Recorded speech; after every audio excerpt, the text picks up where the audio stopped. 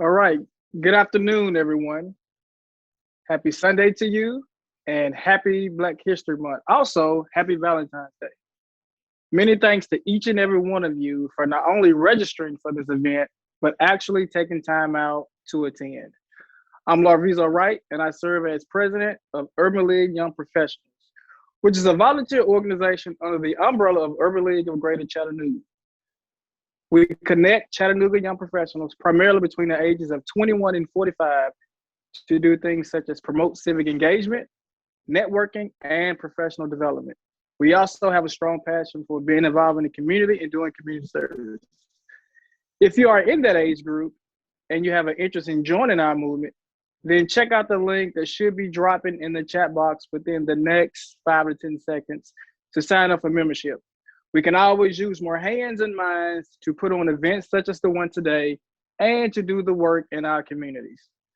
Now, today's event and the other Black History sessions that we'll have that will follow on February 21st and February 28th are the results of collaboration between Urban League of Greater Chattanooga and Urban League Young Professionals to spotlight our local leaders and history makers, to also celebrate our culture and highlight Chattanooga Black excellence. This is all about celebrating our wins and where we are heading next as a people group. This is not about raising funds for Urban League in any form or fashion, but this is about raising awareness on the contributions of Black people in Chattanooga and the surrounding areas. Now listen, okay? You are all in for a treat. Today is part one of a 3-part Fireside chat series featuring our own Chattanooga Black History Trailblazers and Storytellers.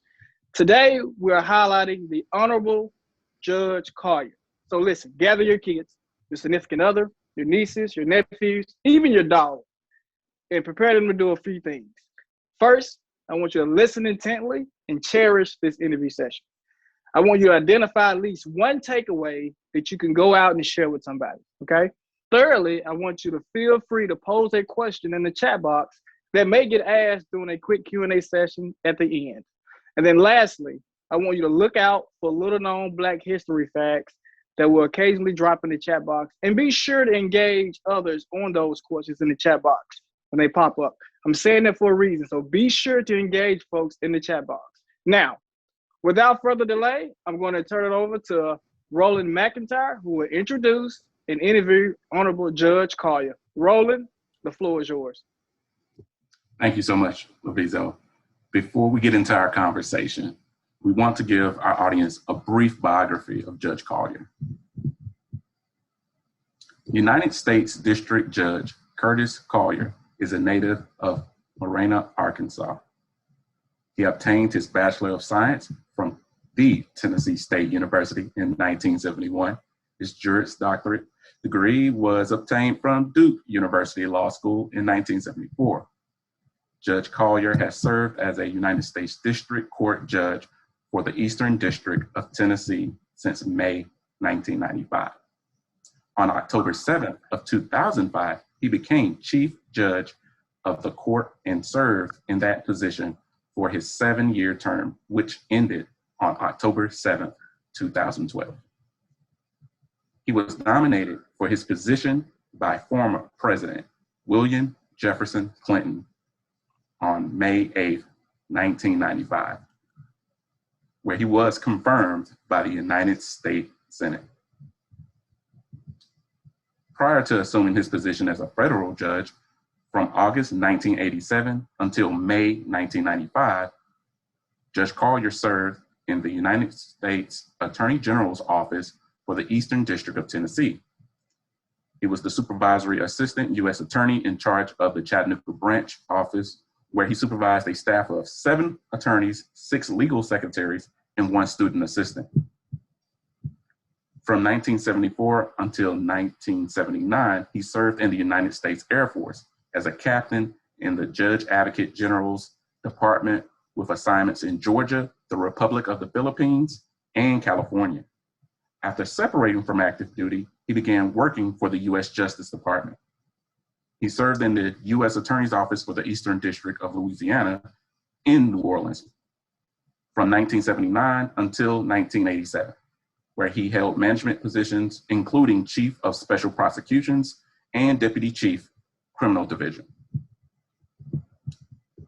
Judge Collier has won numerous awards and commendations for his trial performance and civic and community service and other activities. This includes Judge Collier's recently being honored with the Lifetime Achievement Award from the Chattanooga Bar Association. Judge Collier is also a member of numerous civic, fraternal, social, and religious organizations, which includes being a longtime member of the Urban League of Greater Chattanooga Board of Directors. He's married to the former Cheryl Hollingshed, and they have 3 children together. Ladies and gentlemen, the Honorable Judge Curtis L. Collier. Judge Collier, thank you so much for joining us. How are you doing today? Thank you. It's a pleasure. I'm so happy to be with you, and I commend you and the Urban League and President Johnson for being involved in such a worthwhile activity. Well, thank you. And with such an amazing career and background, let's get started with your youth, and let's talk about your time as a teen and what brought you originally to Tennessee, which is Tennessee State University. Roland, it is hard for people nowadays to really appreciate how the country used to be. I was born in Lee County, Arkansas. The county seat is Marianna. I was born at home and was delivered by a midwife. Blacks at that time did not go to hospitals to have their children. My birth and my upbringing was very, very typical of Blacks in the South at that time. My parents were poor. Segregation was pervasive. We lived on a street that had dirt roads. In the white neighborhoods, they had paved roads. In the Black neighborhoods, they were all dirt roads. Opportunities were severely limited. The most prosperous Black in our county, I believe, was the undertaker. And by today's standards, he would be considered a middle class. Teachers were lower middle class. And then you had farmers and farm workers. And some farms were perhaps in the middle class. They could make a living, perhaps buy a car every other year or so, but not much more than that. They really were not in a position to accumulate any wealth. So if you were smart and somewhat fortunate, you might be able to go to college and become a school teacher. If you were not smart and were not lucky, that meant that you had to do work on a farm, probably, or some other type of menial work. Only the most menial jobs were available for Blacks.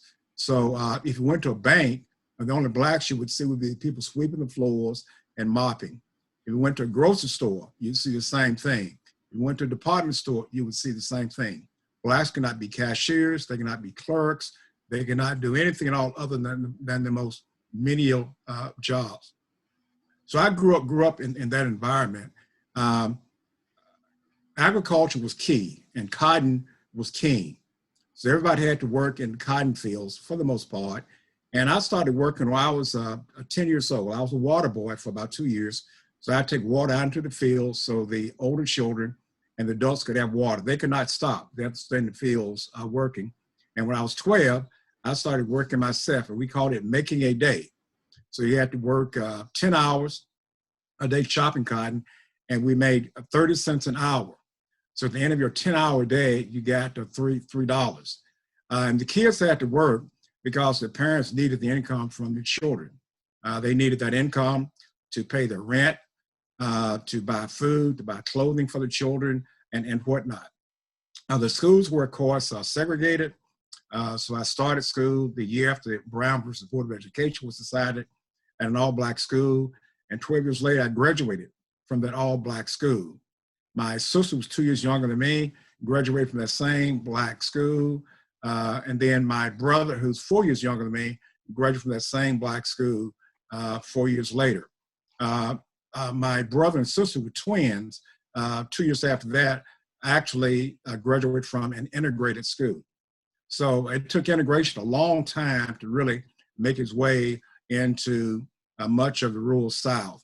Although the Wow. Supreme Court had said in 1954 that segregation was illegal. I also had two handicaps that I did not appreciate then. One was I was shy. I was pathologically shy. When my relatives, my aunts and uncles would come around, I would leave the house and run and hide until they were gone. It took me a long time to get over that. And perhaps related to that, I also had an extreme stuttering problem. I could not talk, and that may or may not have contributed to my being shy. I don't know. And when I am ill or when I'm very tired, that stutter will come back. So if you guys put a lot of stress on me today, you may see that stutter come back. Oh, no. We don't expect to put too much pressure. But I also know that you also were valedictorian. Is that right? Of your high school class? Is that correct? That's right. My parents believed in education. My mother went to 10th grade. My father graduated from high school. He was a laborer, but they really believed in education, and they wanted their kids to achieve a better education than they did. So it was expected of us from a very young age that we would excel in school and we would go on to college. And I found that I could do well in school. I did really well in the books. I was not an athlete. I was not a dancer. I can do a lot of the things other boys did, but I could do the books. And I was the first boy to graduate #1 in my class, I think, about 15 years or so. And ironically, that year we had two boys, 1 and 2.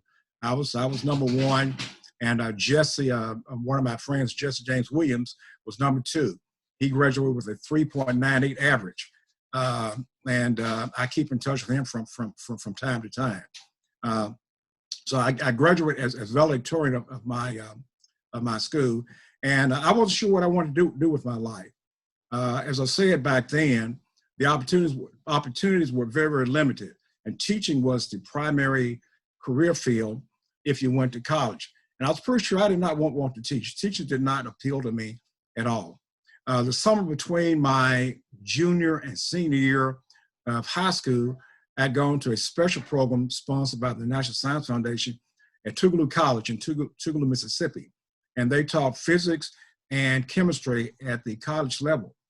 And they had kids from all over the United States coming from Las Vegas, New York, Pennsylvania. A little bit over half the students were white. And I competed extremely well there and really enjoyed the sciences, enjoyed the lab work and whatnot. So I thought that, well, I might want to be a scientist. So I decided I was going to go to college. I went to Tennessee State. Two boys older than me who I really respected were at Tennessee State. So I went there and I majored in chemistry.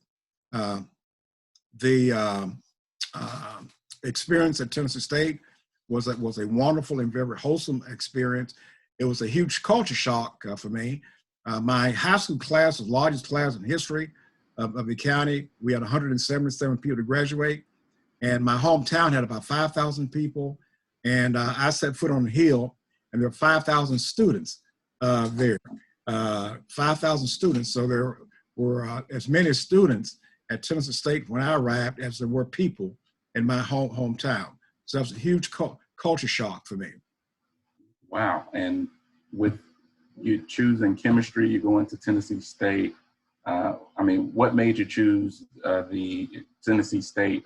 I'm sure there were other HBCUs that you could attend. Why Tennessee? Well, again, looking at that time in our history, college was very limited, and knowledge about college was even more limited.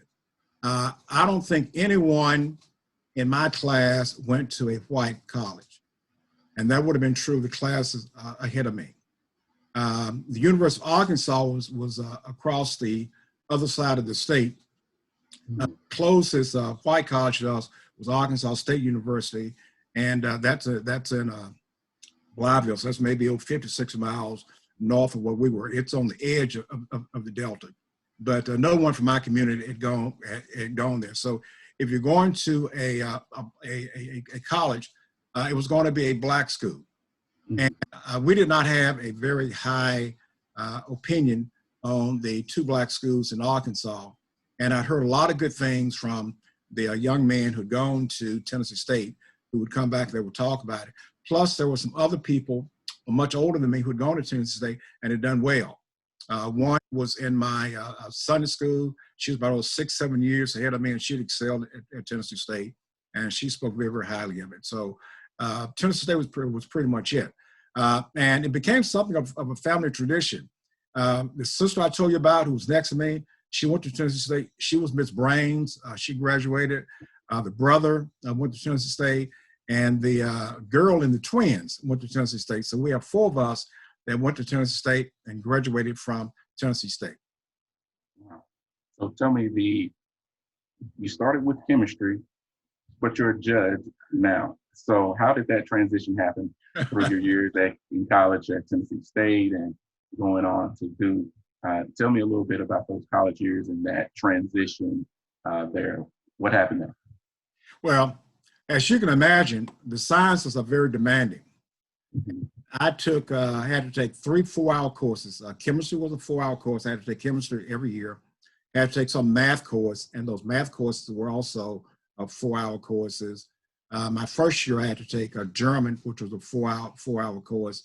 And then you have to take some type of an English course, and I think something else. So I think I took 18 hours, maybe even 19 hours, my first year. We were on the quarter system then, so each quarter we had very, very high. My first year, I got involved in student government a little bit, not all that much. The second year, I got involved in student government a lot more. And then in my junior and senior, I was involved in it even more than that. I was in the university counselors, the student union board of governors, and I was active there. I also joined my fraternity, the Omega Psi Phi fraternity, during my junior year. So I had a very heavy academic load, but also enjoyed a lot of the social life in college also. I stayed on the campus all 4 years, stayed in the dormitories. That was also a pretty big shock for me, staying in dormitories. At Tougaloo College, the dormitories were like old houses, nothing at all like 6-story, 7-story buildings that we had at Tennessee State then. And my career path is a lesson in what happens when you look at opportunities. I love it when people say that when I was 3 or 4 years old, I knew what I wanted to do, and I set out on this path to achieve that. That's great for people. That was not me. I did not like working in cotton fields, and that was the main motivation for me. I did not want to go back to Arkansas and have to work on some cotton field, picking cotton or chopping cotton. Between my junior and senior year of college, I worked for Procter & Gamble in one of their research labs. And I was doing applied science, which was really great for me. I had a great project. I really enjoyed it. And the people there liked what I was doing. But I found out on a good day, I saw 3 people. I saw my supervisor, I saw the mail person, and perhaps my supervisor. Now that's outside of lunch and outside of people I might see after work. And I was thinking, I'm really enjoying what I'm doing. That this is exciting work.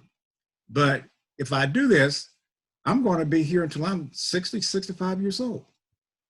That's the next 40 years of my life. And I have very little contact with other human beings.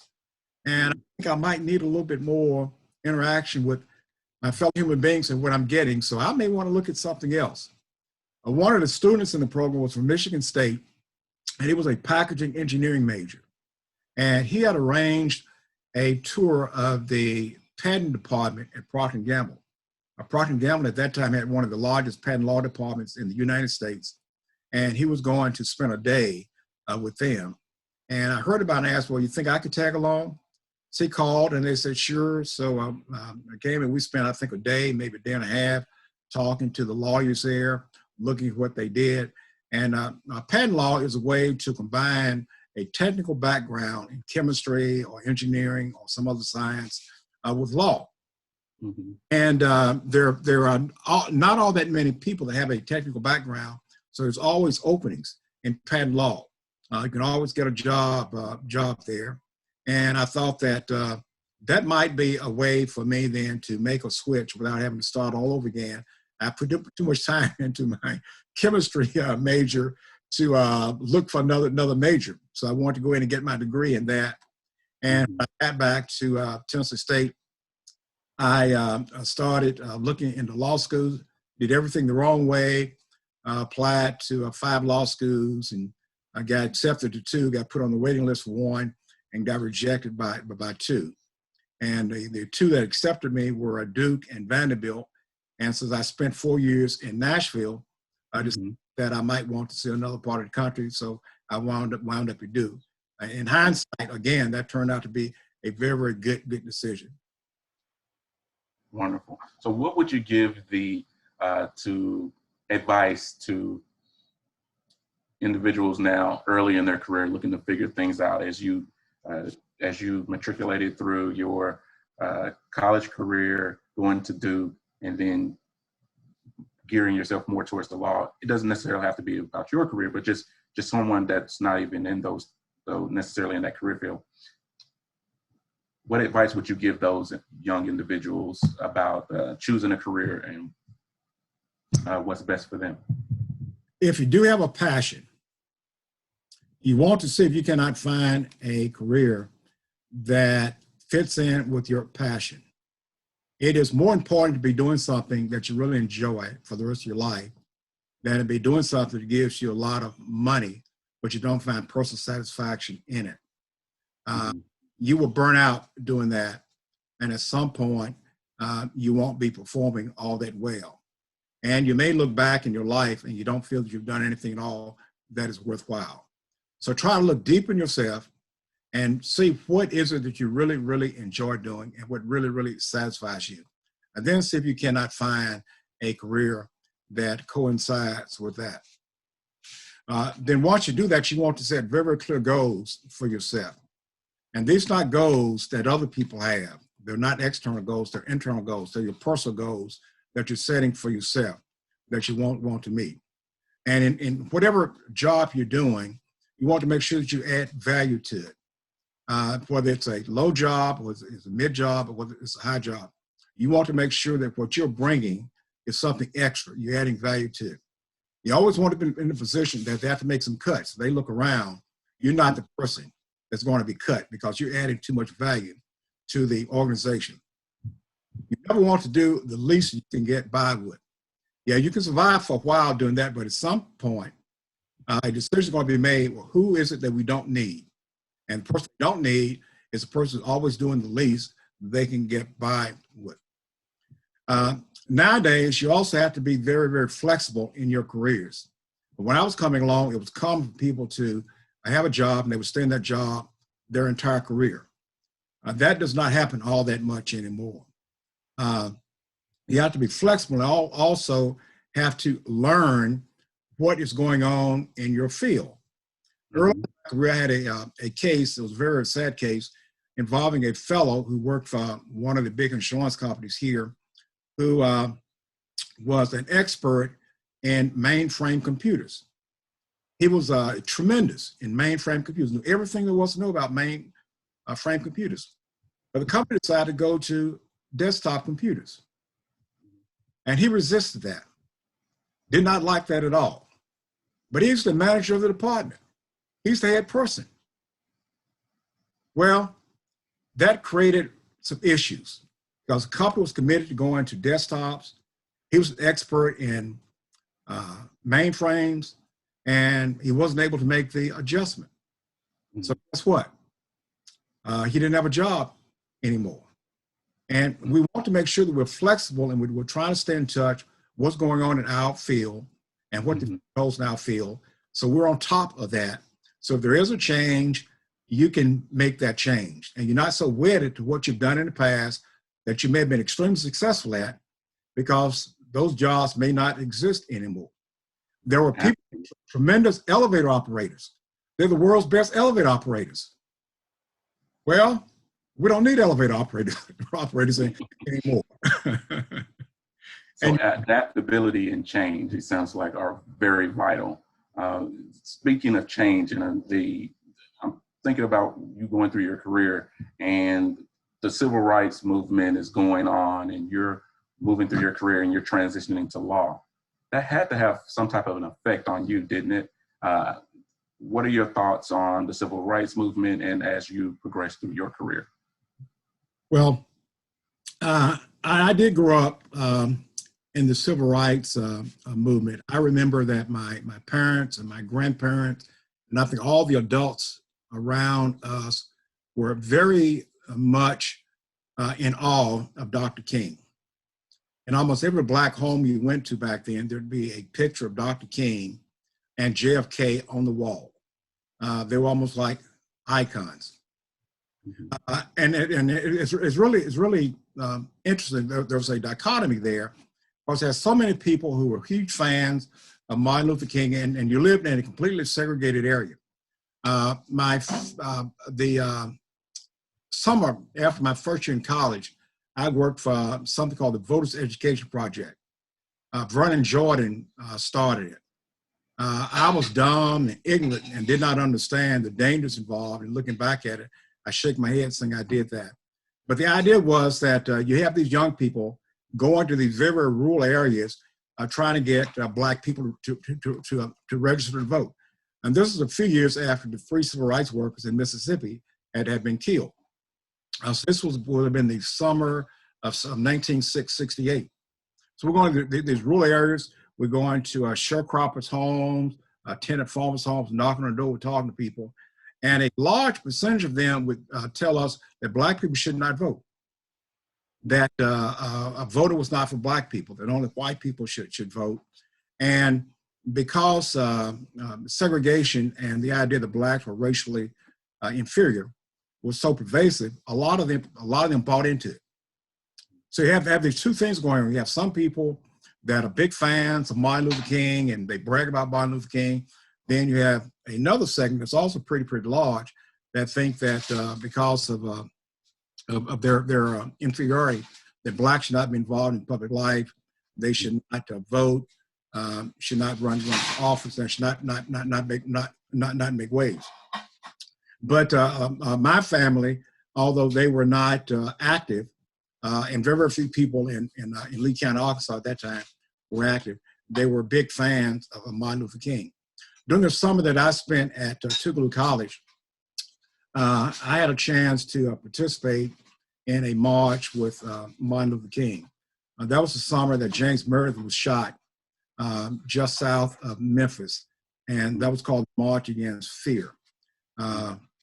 He was not killed, he was hospitalized, but Martin Luther King and other of the civil rights leaders came in and took up the torch and marched from where he was shot to the state capitol, Jackson. But they spent that last night at Tougaloo College on the campgrounds there, and I was 16 years old. I was just in awe. Get a chance to see these people, go up to them and talk to them and shake hands with them and whatnot. And I called my parents up, and my mother forbade me to march into Jackson with them the next day. And of course, I disobeyed that order. One of the first times I disobeyed a demand from my parents, and I was very scared. I was frightened. So about 10 miles, so I guess, from Tougaloo into Jackson, with people yelling and screaming at you, cursing at you, hurling racial epithets at you, and shaking their fists at you. But nobody in the march was hurt. No one was injured, and we arrived at the Capitol, and Dr. King and others gave a speech there. Then afterwards, they had buses and cars to drive us back to the college. But that did play that did have a really big impact upon my worldview and my thinking. I thought, and my parents thought this also, that it was really the height of unfairness that very talented people could not do more with their talents than be a school teacher. And having other opportunities for Blacks My parents were poor, and they wanted a better life for their children, and they achieved that. You know, all of us graduated from college. There were 9 of us. One died in childhood, but 8 of us that survived. We all went to college. We all graduated from college, and 4 of us went on to obtain degrees after college. So, and our lives are infinitely better than our parents had. So they achieved what they wanted. Wonderful, wonderful. And it's an amazing story, Judge Collier. And I kind of want to just flash forward a little bit and talk about a little bit of what would you say as far as right now and recently in the news with the Black Lives Matter movement? Do you see the comparison, similarities there, and what are your thoughts there? The civil rights movement was very different, and I guess that's to be expected because the times were different, the people were different, and obstacles were different. And I'm speaking mostly from my personal experience in participating in that march and seeing what went on. Dr. King was there. I think Vernon Jordan was there. Rev. David Abernathy was there. Julian Bond, Jesse Jackson. Almost all the civil rights leaders were there. Before the march, the first thing that we did was pray. You've got thousands of people there lined up to march, and we prayed. They also had marshals, not federal marshals, not government marshals, but they had people appointed as marshals for the parade, for the march, and they would make sure that no one got out of line. I remember that sometimes along the line there'd be people on the sidelines waving the Confederate flag. And the marchers would generally say, "My flag is American flag." And they may say, "We're going to use your flag for toilet tissue," or like that. But if someone got really belligerent, the marshal would step in and stop them. I remember that ahead of me in the march, some person, this was a younger person, disrespected the flag. I forgot exactly what he did. I don't know if he was tearing the flag or what, but the marshal immediately descended up on him and instructed him that we don't do that. That we respect the United States, we respect the symbols of the United States. And you had so many religious leaders there, and there was religious overtones to what we were doing. You also had white religious leaders there. There were clergy from other denominations, white denominations, and you had a lot of Jewish rabbis there who were participating in it. And because of the religious overtones, I think you're going to have a different protest movement, and you will when you don't have that type of religious involvement in it. The other thing that you had very, very clear goals there. You had just obviously unacceptable conditions. It wasn't even debatable. Even people like George Wallace did not argue that what they were doing was legal. They may have said, it was right in their eyes, but it wasn't legal. And Dr. King and others, John Lewis, they were depending upon the larger community, the white community, understanding that this is immoral and wrong, for the laws to be changed. And it was mostly a movement. They wanted laws to be changed or laws to be honored. So some of the work was on the ground by Dr. King and others. Some of it was in the courts. The Black Lives movement is not so much about laws.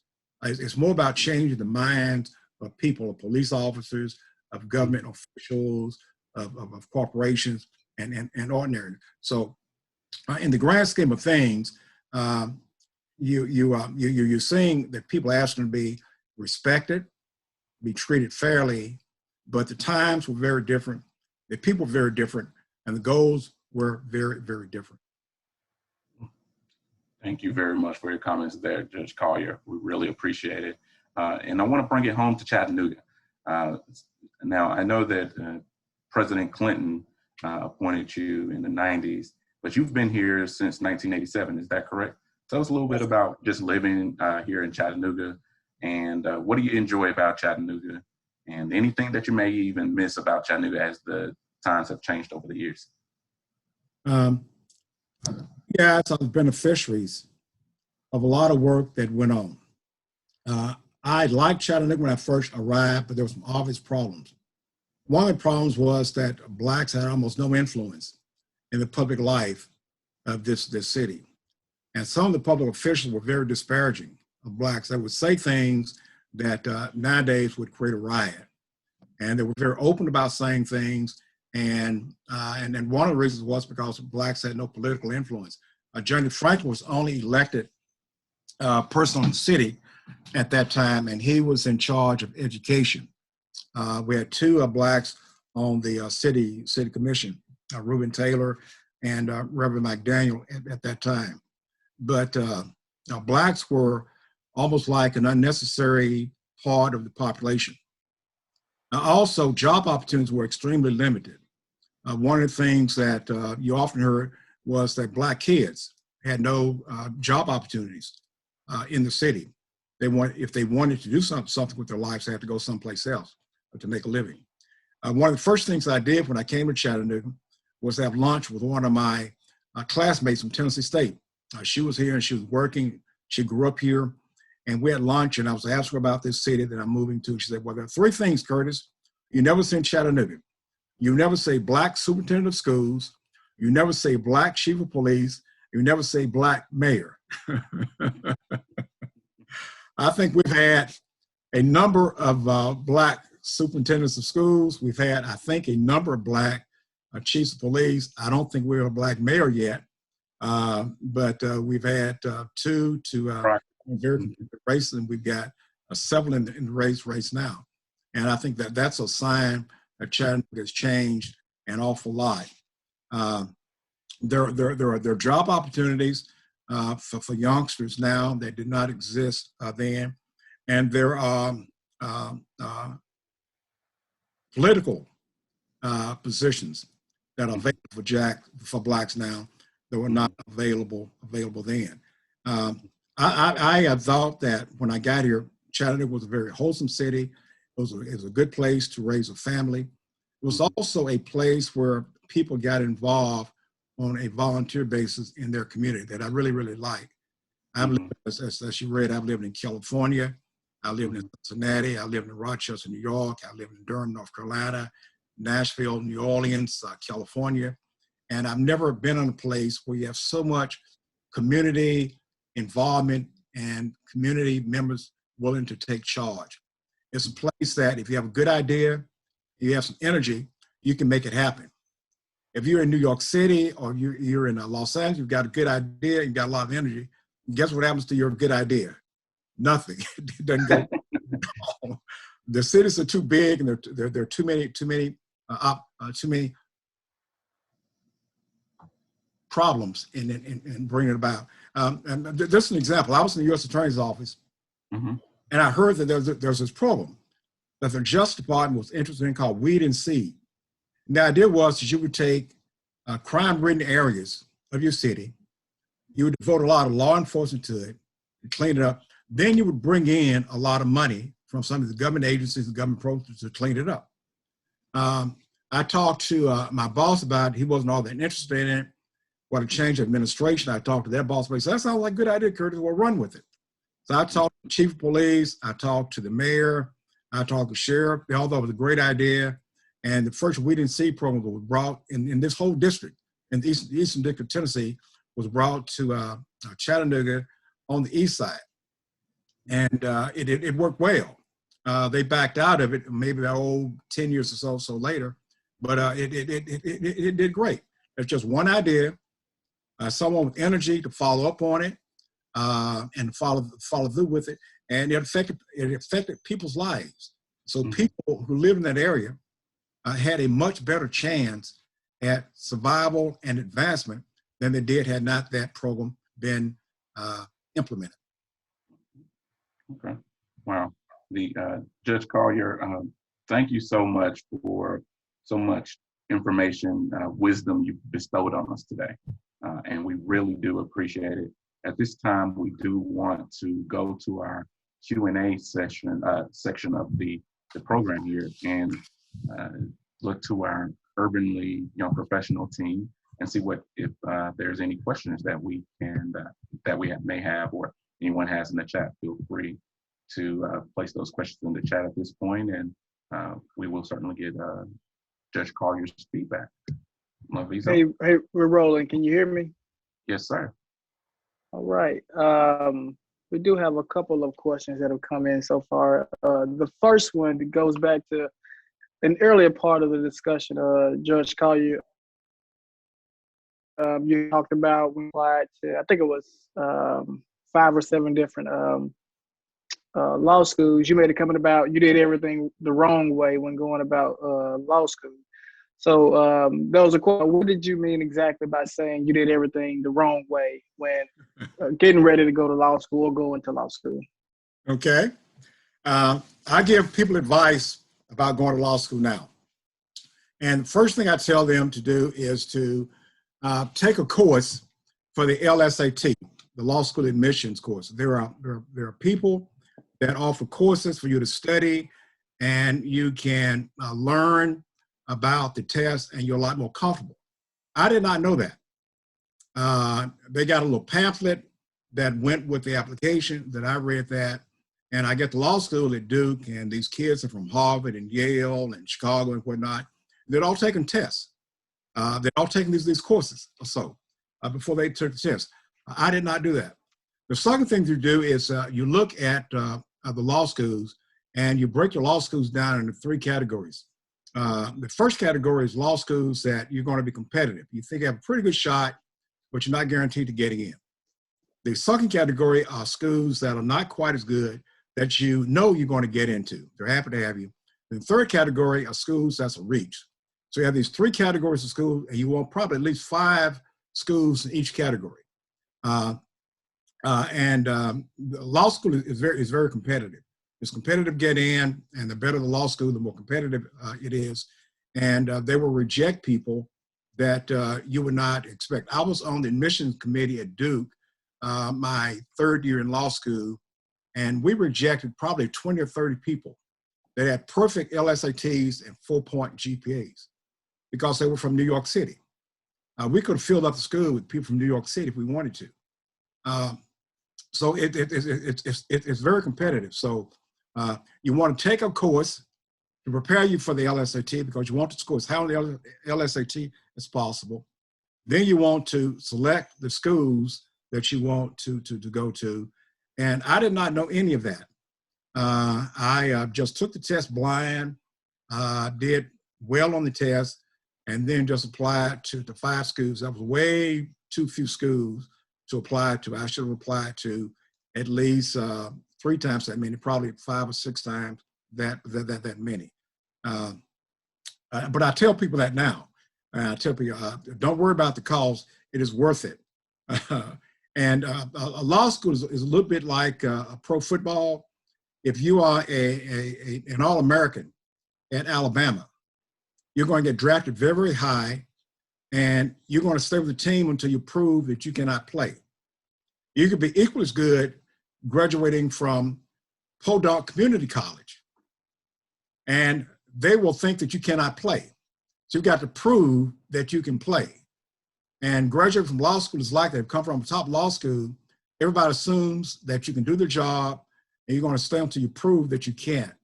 If you're from a lesser law school, every day you're proving that you can't do the job. And makes a big difference financially too. If you're from a big law school, you start off with a ridiculous salary, a ridiculous income. You start off from lesser school, you start off much, much lower, and you may get there one day, but you have to really, really strive to get there. So it makes a big difference. Okay, thank you so much. Well, a couple more questions. The next one, given the high volume of voter registration during and participation as well during the 2020 national election, how important do you think it is to get involved with local elections and local politics as well? One of my pet projects now is civics.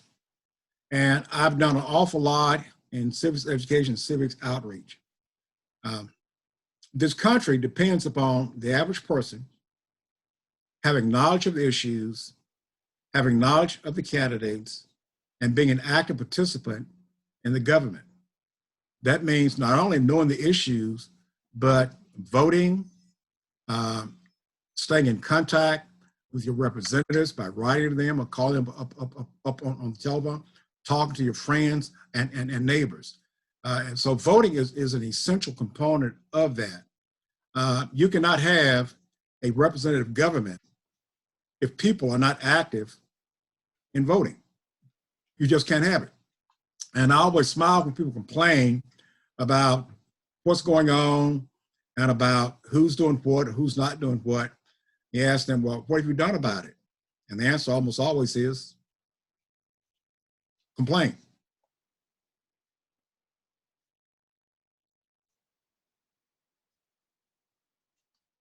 All right. One more question if time permits. This one came in around gentrification. So one of the changes that has adversely affected the African American community is gentrification that has resulted in families being displaced from their former neighborhoods, or maybe no longer can afford to live where they currently live.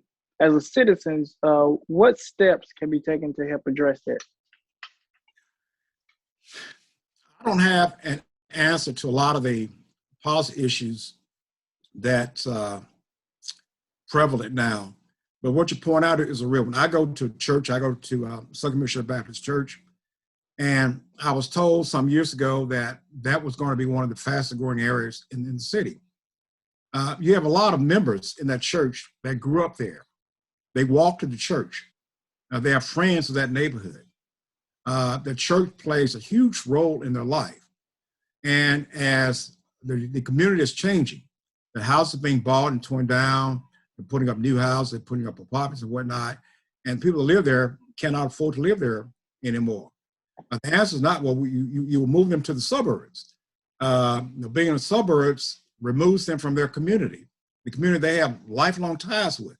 They have a church that's been central to their lives. It is good to see some progress in the city, but there's also an underside to it, and that's one of the undersides there, the disruption that it makes, not only in people's lives, but also in communities. The communities are not what they used to be. And cities are more than just downtowns.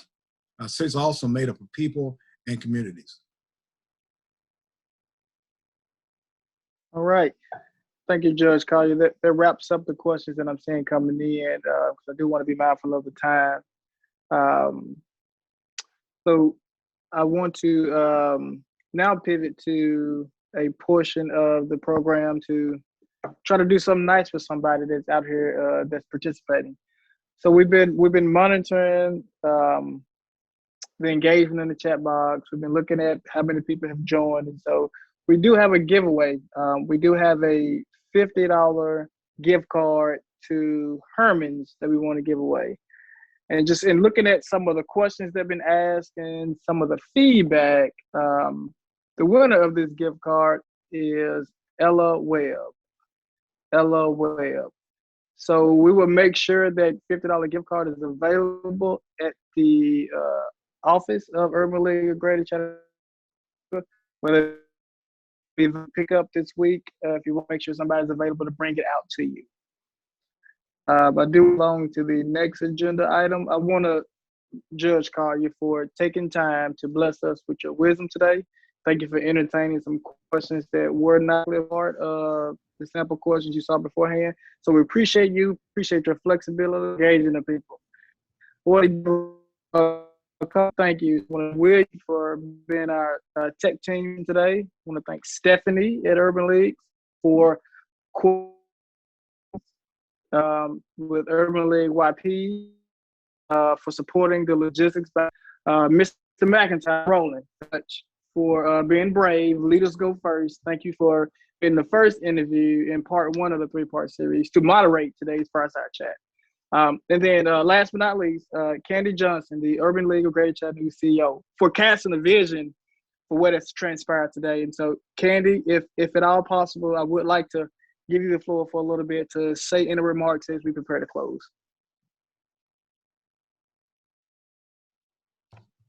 Wow, I am blown away at the first Fireside Chat with Judge Curtis Collier, who I knew would be a phenomenal first Trailblazer to feature. Thank you so much, Judge Collier, for being a committed, longtime committed board of director for the Urban League of Greater Chattanooga, and the value that you bring to the organization and to this community and to this nation. Not just here locally. So thank you so much for being with us today. Thank you to our Urban League young professionals who are, I don't want to say just our future leaders, because they're leading now. We need more people to join the great work that they're doing in our community. They do support the Urban League's overall mission, which, we help to empower and enable African Americans, other minorities, and disadvantaged persons to secure economic parity, power, and civil rights. A lot of what Judge Collier talked about today, and it always amazes me when I think back to the civil rights movement, and then I think back to, where we are today, and hearing, the Black Lives Matter movement, and a lot of the wealth and income disparities that we still face today. Yes, we have come a mighty long way, but there is still a major need for organizations like the Urban League, like the NAACP, and those organizations who continue to monitor and continue to support those who are left out of prosperity in our community. And so we are committed to move economic parity and power and civil rights forward here in Chattanooga, and we're going to do it alongside our young professionals and our board members like Judge Collier and the employees of our local Urban League chapter. So thank you all. I have just been empowered by your words today, by hearing your story and your desire to see more civic involvement so that we can begin to change the face and success of Black Chattanoogans and the underserved. So that's all I have to share. I know it's Valentine's Day, so happy Valentine's Day to each of you. And I hope you will take some time to enjoy the ones you love. That is the most important thing that we can do, is spend time with those that we love and cherish one another in our community. So thank you. And I'll turn it back over to you, Arvizo, or I think we have a closeout. The Lift Every Voice and Sing, I think that was our closing for today. And so that is something that we always want to be able to share with those who participate in our events. Yep. And so as we get ready to play that as our outro, want to make everybody aware we will do part 2 of this series next Sunday on the 21st. So be on the lookout for the social media push and the link on the Urban League website to register. So with that, we will look to close. Thanks everyone for your time. Happy Valentine's Day. Thank you. It's been great. Thank you, Judge Collier. Thank you.